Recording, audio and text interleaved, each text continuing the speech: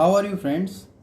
Today we will start a new chapter, welded connection in design of steel structure subject. Okay, so here we have some advantages and disadvantages of welded connection.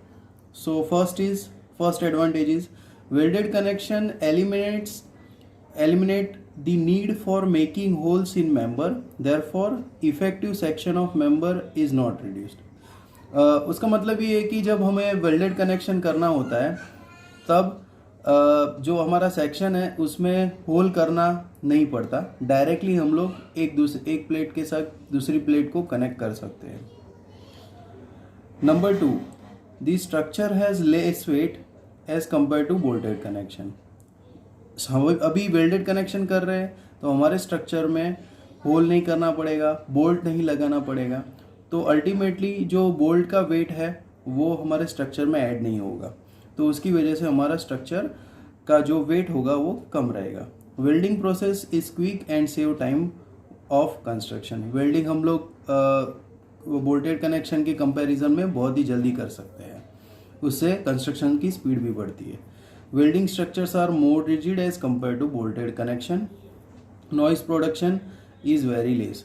Noise का कोई issue रहता नहीं है क्योंकि bolted connection करते हैं तब structure में हमारा जो सेक्शन है उसमें होल करना पड़ता है, तो उसकी वजह से नॉइज़ पॉल्यूशन होता है, जबकि वेल्डेड कनेक्शन में होता नहीं है. Welded connection give better appearance to structure. Definitely bolt नहीं लगेगा, होल नहीं करना पड़ेगा, तो हमारा जो स्ट्रक्चर है उसका अपीयरेंस बहुत अच्छा रहेगा. ठीक है. उसके बाद है alternation can be made easily with less expense in case of welding as compared to bolting. Alternation means क्या कि हमारा जो स्ट्रक्चर है उसमें कोई भी प्रकार का हमें अल्टरनेशन कोई चेंजेस करना है, तो पहले बोल्टेड कनेक्शन में क्या होता था कि बोल्ट करने के लिए होल हमने कर दिया है, फिर हम लोग बोल्ट लगाते हैं, जबकि यहाँ पे वेल्डेड कनेक्शन में होल नहीं करना है, तो उसकी वजह से हमारा वेल्डिंग जिस जगह पे वेल्डिंग किया है वहाँ से हम लोग वेल्डिंग उसको कट करके हमारे दो सेक्शंस को अलग कर सकते हैं और अपनी रिक्वायरमेंट के हिसाब से हम उसमें जो भी चेंजेस करने हैं कनेक्शन में इजीली कर सकते हैं. इसीलिए यहाँ पे बोला गया है कि alternation can be made easily. Then welding offer air tight and water tight joint, hence it is employed in construction of water, oil storage tanks, ships etcetera. Welding करने के बाद जो हमारा स्ट्रक्चर बनता है वो एयर टाइट और water tight उसके जॉइंट्स बनते हैं, तो उसकी वजह से वाटर टैंक या ऑयल स्टोरेज जो टैंक्स होते हैं शिप में या तो फिर ऑन ग्राउंड, उसमें हम लोग बोल्टेड कनेक्शन ज़्यादा प्रेफर नहीं करते क्योंकि वो एयर टाइट नहीं होते, वेल्डिंग ही ज़्यादा प्रेफरेबल होता है. उसके बाद है 100% efficiency can be obtain using welding. हमने देखा था कि बोल्टेड कनेक्शन में जब हम कोई भी प्लेट में बोल्टेड कनेक्शन करते हैं तो जो होल बनाते हैं, तो होल बनाने की वजह से उसकी इफ़िशियंसी उसकी कैपेसिटी रिड्यूस हो जाती है जो जॉइंट है उसकी, जबकि वेल्डेड कनेक्शन में कनेक्शन करने के लिए कोई भी प्रकार का होल करना नहीं पड़ता, तो उसकी वजह से हम लोग कनेक्शन ईजीली कर सकते हैं और हमारी इफ़िशियंसी जो होती है वो 100% मेंटेन रहती है.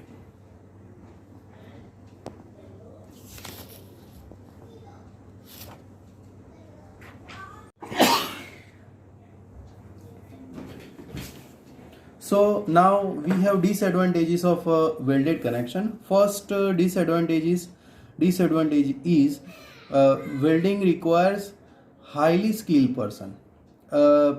बोल्टिंग करने के लिए सिंपली बोल्ट करना होल करना होता है सेक्शन में, और उसके बाद उसमें बोल्ट और नट इंसर्ट करके उसको टाइट करना होता है. इट मीन्स कि कोई ज़्यादा स्किल पर्सन की ज़रूरत पड़ती नहीं, लेकिन वेल्डिंग करने के लिए अच्छे स्किल पर्सन की ज़रूरत पड़ती है, क्योंकि अगर अच्छे तरीके से वेल्ड नहीं होगा हमारा सेक्शन तो कनेक्शन प्रॉपरली काम नहीं करेगा और वो फेल भी हो सकता है.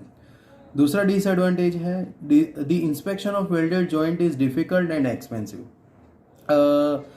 वेल्डेड जितने भी जॉइंट्स हैं उसका इंस्पेक्शन, क्योंकि बहुत छोटी छोटी जगह पे वेल्ड किया होता है और वो कितना डैमेज हुआ है वो भी कैलकुलेट करना थोड़ा डिफ़िकल्ट होता है, और उसको री वेल्ड करने का भी एक्सपेंस ज़्यादा रहता है. Costly equipment is necessary to make welded connection. जो इक्विपमेंट है हमें कॉस्टली यूज़ करने पड़ते हैं, तो जिसकी वजह से वेल्डिंग हो सकता है। Welded joints are brittle and have less fatigue strength. तो ये सब हमारे डिसएडवांटेजेस हैं, ठीक है। उसके बाद आता है टाइप्स ऑफ वेल्ड्स। और जो टाइप्स है वेल्ड्स के, जनरली 2 टाइप्स होते हैं वेल्ड्स के।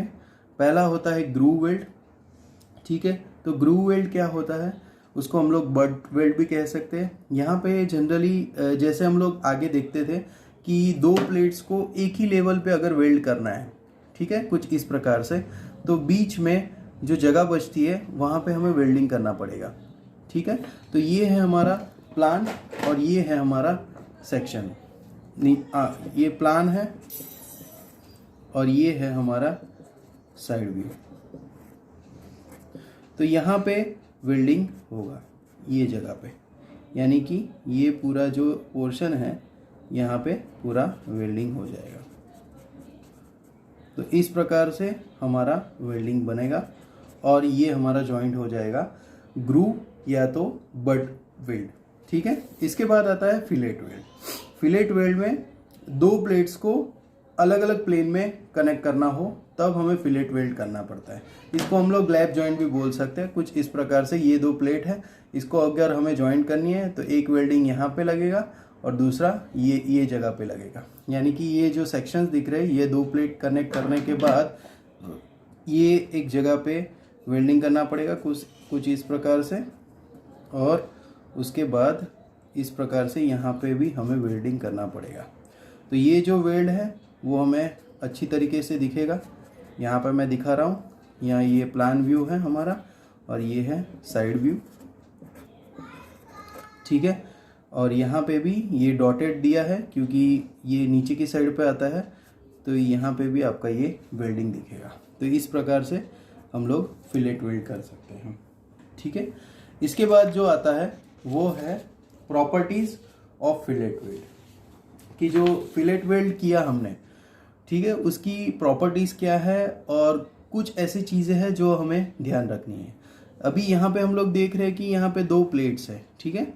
ये 2 प्लेट्स को कनेक्ट करने के लिए हमें ऐसे कुछ वेल्डिंग किया, ठीक है, ये वेल्डिंग कर दिया। ये जो वेल्डिंग है इसकी कुछ डायमेंशंस, कुछ प्रॉपर्टीज़ होती है जो हमें समझनी है।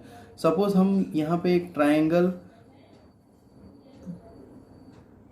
बनता है, ऐसा एज्यूम कर लेते हैं। तो ये जो ट्रायंगल ABC है उसमें ये वाला पोर्शन है, इसको हम लोग फेस बोलेंगे। ये जो बॉटम वाला पोर्शन है उसको टो बोलेंगे, ठीक है। उसके बाद ये जो AC है, AC डायगोनल, वहाँ से लेके जो B तक का डिस्टेंस है, यानी कि BD ये वाला, इसको हम लोग बोलेंगे थ्रॉट थिकनेस। इसमें ज़्यादा इतना डीप में जाने की ज़रूरत नहीं है। बेसिकली हमें जो ज़रूरत है वो है थ्रॉट थिकनेस, जो कि हमारा IS 800 2007 है, उसमें क्लोज नंबर 10.5.3.1 में ये थ्रॉट थिकनेस की डिटेल्स हमें बताई है कि जो थ्रॉट थिकनेस TT है वो 0.7 S जितना होना चाहिए मिनिमम, और ये उसका इक्वेशन है। और 3 ये यहाँ पे आप S माने कि साइज ऑफ वेल्ड रखेंगे कि आपका जो वेल्डिंग है वो कितने साइज का होगा। वो पुटअप करने के बाद जो आंसर आएगा वो आंसर हमारा 3 mm से कम नहीं होना चाहिए। So this is the basic requirement of welding, effective throat thickness. उसके बाद आता है एंड रिटर्न। अभी एंड रिटर्न क्या है वो हम लोग एग्जाम्पल में ज़्यादा देखेंगे। उसका क्लोज है 10.5.1.1।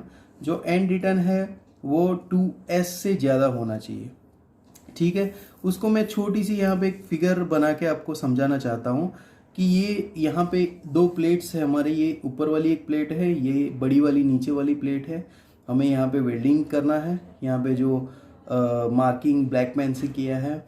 अभी एंड रिटर्न मीन्स क्या कि ये वाला जो जहाँ पे मैं रेड पेन से मार्क कर रहा हूँ उस जगह पे हम लोग थोड़ा सा वेल्डिंग ज़्यादा करेंगे।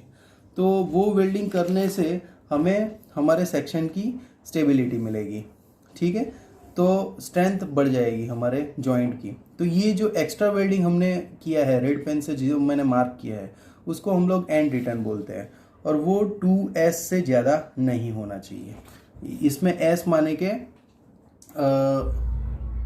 s है हमारा एंड रिटर्न है, ठीक है। अभी ओवरलैप यानी कि जो हमारा फिलेट वेल्ड है, ठीक है, तो फिलेट वेल्ड में जब लैप जॉइंट हम लोग करते हैं तो ये दो प्लेट्स कितनी ओवरलैप होनी चाहिए वो डिटेल्स यहाँ पे बताई है कि जो ओवरलैप है वो 40 और 40 mm, टी यानी कि थिकनेस ऑफ प्लेट, 40 और 40 mm दोनों में से जो ज़्यादा रहेगा वो उतनी लेंथ का हमें ओवरलैप करना पड़ेगा। ये ओवरलैप बन गया आपका, ठीक है। तो इस प्रकार से ओवरलैप की डिटेल्स हम लोग देखते हैं। उसके बाद जो आता है वो है साइज ऑफ वेल्ड, जो बहुत ही इंपॉर्टेंट है। साइज ऑफ वेल्ड हम लोग कैसे डिसाइड करेंगे, ठीक है। तो IS 800 2007 table number 21 page number 78 पे कुछ इस प्रकार से एक टेबल दिया हुआ है, जिसमें जो प्लेट्स हमें कनेक्ट करनी है वो प्लेट्स की थिकनेस के बेसिस पे हम लोग minimum size of weld final कर सकते हैं। यहाँ पे हम लोग देखेंगे लिखा है थिकनेस ऑफ थिकर पार्ट यानी कि प्लेट, और यहाँ पे है मिनिमम साइज।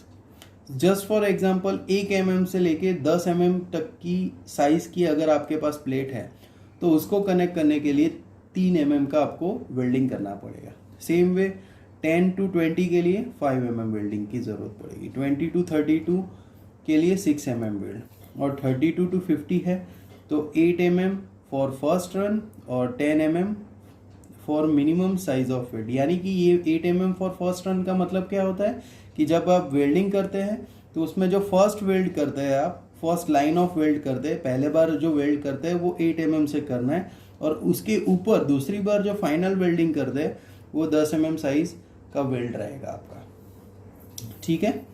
देन मैक्सिमम, ये बहुत ही इंपॉर्टेंट पॉइंट है, ये जो हमारा टेबल है उसमें से हम लोग minimum size of weld final कर सकते हैं, ठीक है। हमें हमारे एग्जांपल में क्या करना है, मिनिमम साइज ऑफ वेल्ड लेना है और मैक्सिमम साइज ऑफ वेल्ड लेना है। वो दोनों के बीच में से ऐसे वेल्डिंग की साइज फाइनल करनी है कि जिससे हमारा जो थ्रॉट थिकनेस है, यहाँ पे जो आगे हमने देखा इफेक्टिव थ्रॉट थिकनेस, ये इक्वेशन से मिलेगा, वो 3 mm से कम नहीं होना चाहिए। इस प्रकार से ये मिनिमम और मैक्सिमम वेल्डिंग की साइज हमें फाइनलाइज करनी है, जो आपको बहुत ही ध्यान रखना है, ठीक है। तो मैक्सिमम साइज ऑफ वेल्ड कैसे हम लोग फाइनल करेंगे, तो उसके लिए दो क्राइटेरिया है। ये डिस्क्रिप्शन हमें कोड में दिया हुआ है, पेज नंबर मैं आपको ये जो 78 है, 79 या 80 नंबर के पेज पे ये आपको एक्सप्लेनेशन दिया है, मैं एग्जांपल में आपको दिखाऊंगा, ठीक है। तो एक्सप्लेनेशन कुछ ऐसा है, maximum fillet weld along edges where the fillet weld is applied to the square edge, यहाँ पे स्क्वायर एज पे मैंने अंडरलाइन किया है, of a plate of thickness greater than 6 mm, size of weld should be at least 1.5 mm less than the edge of thickness, ठीक है। यहाँ पे ये कुछ ऐसे बता रहा है, यहाँ पे हमारे पास 2 प्लेट्स है, ठीक है, ये नीचे वाली प्लेट है, ये ऊपर वाली प्लेट है। अभी जो ऊपर वाली प्लेट है उसकी एज है, जो एजिस, ये एज है वो स्क्वायर एज है। 2 टाइप की एज आएगी, एक स्क्वायर एज आएगी और दूसरी राउंड एज आएगी। यहाँ पे हमारी स्क्वायर एज है, तो वो ऐसे बता रहा है कि मैक्सिमम साइज ऑफ वेल्ड कितना होना चाहिए, तो कि ये जो स्क्वायर एज है उसकी जो भी थिकनेस रहेगी उससे 1.5 mm कम होना चाहिए। यहाँ पे आप लोग फिगर है वहाँ देख सकते हैं कि ये वेल्डिंग है पूरा, ठीक है। तो ये जो वेल्डिंग है वो ये प्लेट की जो थिकनेस से उससे 1.5 mm कम है। आपको समझ में आना चाहिए, ये चीज़ एकदम सिंपल है, ठीक है। उसके बाद अगर स्क्वायर प्लेट की जगह पे राउंड प्लेट है, और वो होगा हमारा जब हम लोग एंगल सेक्शन यूज़ करेंगे तब कुछ ऐसा होगा। तो ये है हमारा एंगल सेक्शन, और उसमें जो प्लेट की एज है वो ऐसे कर्व होती है, ठीक है। तो ये केस में आपको दूसरी प्लेट के साथ जब ये कर्व प्लेट आप कनेक्ट करते हो, ठीक है। कर्व प्लेट, या तो हम लोग बोल सकते हैं उसको the rounded toe of rolled section, rounded toe of rolled section. तो इस वाले पोर्शन में जो मैक्सिमम साइज ऑफ वेल्ड है वो कितना रखना पड़ेगा, तो जो ये सेक्शन है उसका जो थिकनेस है उससे t/4 जितना कम रखना है। दोनों में डिफरेंस है, पहले वाले में कितना रखना था 1.5 mm कम रखना था, ठीक है, और यहाँ पे हमें रखना है थिकनेस बाय 4 जितना कम रखना है। इट मीन्स कि 3/4 टाइम्स ऑफ t जितना रखना है, ये इतना कम रखना है, इतना रखना है, दोनों को मिलाओगे तो t हो जाएगा, ठीक है। 1/4 प्लस 1/4t प्लस 3/4t, तो आपका आंसर बनेगा 1t। समझ में आ रहा है? तो इतना आपको कम रखना है, इतना रखना है। तो ये बहुत ही इंपॉर्टेंट चीज़ है वेल्डेड कनेक्शन के एग्जाम्पल के लिए। Thank you.